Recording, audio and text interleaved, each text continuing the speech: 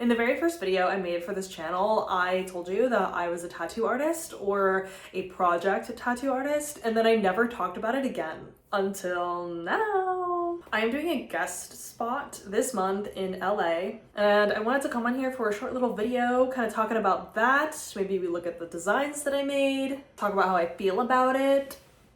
So let's talk about it. Guest spot details. What is a guest spot? A guest spot is when a tattoo artist travels to a different city and then is a guest at a tattoo studio. This is very much a tattoo artist practice, but I know for sure I've seen hairstylists also guest, which is really cool. So I guess any sort of artist that is in service can do a guest spot. I will be at Twice Rabbit, which is a small little private tattoo studio in Frogtown in Los Angeles. I will be there on Saturday, March 22nd and Sunday, March 23rd. This is my flyer. Do you like it? Why I took a break from tattooing. I started a project in November, and in January I was set to be done with it, completed. And you can hear about that project more in this video if you're interested in learning what the heck I'm talking about. So that project coming to an end felt like a natural pause, and it's true that at this time too, I was so beyond burnt out from tattooing being like my #1 source of income and like my full-time job. Because my mindset was like, this is my job and I have to pay the bills, I got really burnt out because I was taking on projects that I didn't really want to do because it was going to pay the bills, which is not a good mindset to have because sooner or later something's going to give. And then to be like totally honest, I was angry from the constant cancellations. It was so constant. No shows. It sucked. It was really hard. So I was over tattooing for these reasons, and now that I've had time to like breathe, I'm like, okay, how can we approach this differently? My fears surrounding tattooing now, I think #1 is just cancellations and no-shows. Cancellations are something that you just kind of have to deal with here and there because that's the nature of the job.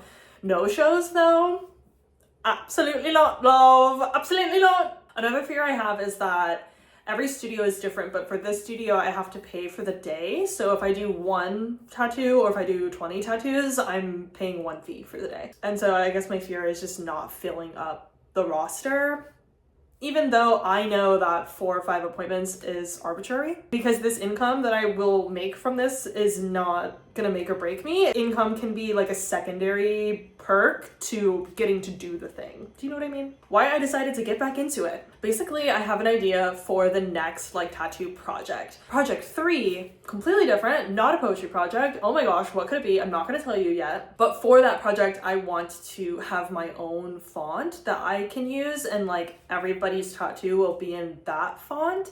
For project 1, I had like a newspaper type font that I used. In project 2, it was just a Gothic font, and nothing wrong with it. I think that those fonts were perfect for the poems that they were assigned, but I would like my own font that I can use as kind of like a trademark kind of vibe. Like you see it, you're like, oh, that's Emily's font. So the purpose of this guest spot is to practice tattooing this font that I made. I took some time away. Let's go back. Let's see. Let's approach this with like our new mindset. Kind of just like test the water. The designs, I found myself again. Sometimes when I'm sitting down to do flash, I just like think of a random anything and then it becomes a design. And that's exactly what this was. This was the first iteration of trying to figure out a font. There's nothing there that isn't here. This is a line from a poem that I wrote. I like that it's a little boxy, a little geometric. Very different from what I used to do. There's always enough. This was part 2 of what's my font gonna be? How is the process gonna go? I work in Photoshop exclusively, so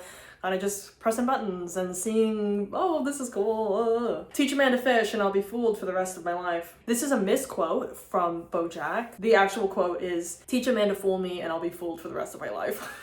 If you like BoJack, please comment a horse emoji. I hear my name in the whistle of the wind. I think this is from the same poem that the other one was from. This is just a little distortion, a little silly little thing. I'll come back to Earth later. You guessed it, from the same poem. Now we're getting into like, okay, like this is something. Like this is closer to like a font for me. Eventually, these old pieces of me will end up one half buried in my heart, the other half a tombstone. Also from a poem that I wrote. I wanted to see what it looked like with a longer quote. Tattoos tend to be more vertical because the body is longer than it is wide. So I think we're getting somewhere with this one. I think it's really cute. I ran so far ahead, I ended up last. Classic little quote, little reference. I tore the calluses off my hands so I could stay soft.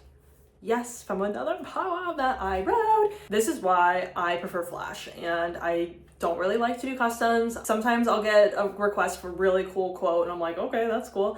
But more often than not, I would rather just do Flash because most of my Flash is from my poems. I promise to stay curious. If my Flash doesn't come from poems, it comes from Hopecore, and this was like Hopecore adjacent. This used the same process for the font. You can see like the little dots in there, but then I also did a little liquify, a little distortion, and I think it came out pretty cute altogether. What I think could be next. This section is a little rambly, but I'm glad that I did a little rambling because this is Emily from the future giving you the TLDR of this. Something, making money in some kind of way, making an income, and that income funds me traveling to ideally smaller towns. I love a small town. And being able to tattoo there, not with the intention of making income or paying rent, but with the intention of meeting new people, making friends, and experiencing a new community. That's what this section is trying to say. But I didn't know that, and I needed to ramble before I got there, so thank you for listening. It's kind of tricky because